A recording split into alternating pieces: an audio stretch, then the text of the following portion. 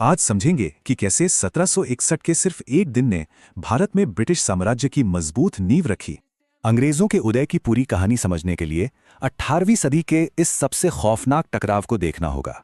मुगलों के पतन के बाद खालीपन था और सत्ता की इस होड़ में मराठे और अफगान बिल्कुल आमने सामने थे।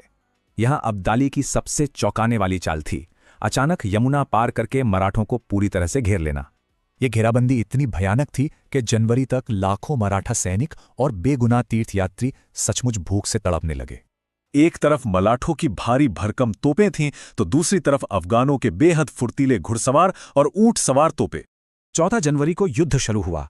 भूख से बेहाल मराठा सैनिकों ने केवल शरबत पीकर अपना अंतिम व्रत तोड़ा।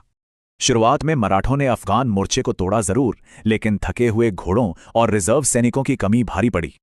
आखिर मराठे क्यों हारे? मुख्य वजहें थीं फुर्तीली ऊंट तोपें, दुश्मन के मजबूत स्थानीय गठबंधन और भूखे निहत्थे लोगों का बोझ। बाजी तब पलटी जब नई अफगान ऊंट तोपें पहुंची और बंदी अफगानों ने भीतर से ही अचानक विद्रोह कर दिया। सेनापति विश्वासराव और सदाशिवराव भाऊ के रणभूमि में गिरते ही भूखी और हताश मराठा सेना में भारी भगदड़ मच गई।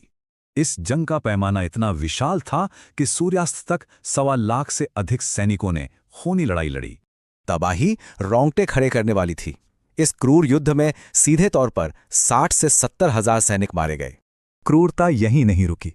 अगले ही दिन करीब 40,000 मराठा कैदियों को बड़ी बेरहमी से मार डाला गया।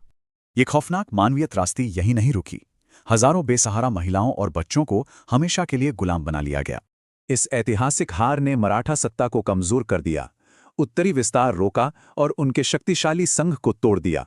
इस अराजकता से व्यापार तबाह हुआ और सिखों जैसी कई क्षेत्रीय ताकतों को स्वतंत्र राज्य मजबूत करने का मौका मिला। लेकिन इस भयानक राजनीतिक विखंडन ने एक बिल्कुल नए खिलाड़ी के लिए सही माहौल तैयार कर दिया, British east India company. Company ने इस बिखरे हुए परिदृश्य का पूरा फायदा उठाया, गठबंधन बनाए और भारत पर अपना औपनिवेशिक शासन मजबूत किया। सोचने वाली बात है, अगर इस ऐतिहासिक युद्ध का परिणाम अलग होता तो क्या अंग्रेज कभी भारत पर राज कर पाते?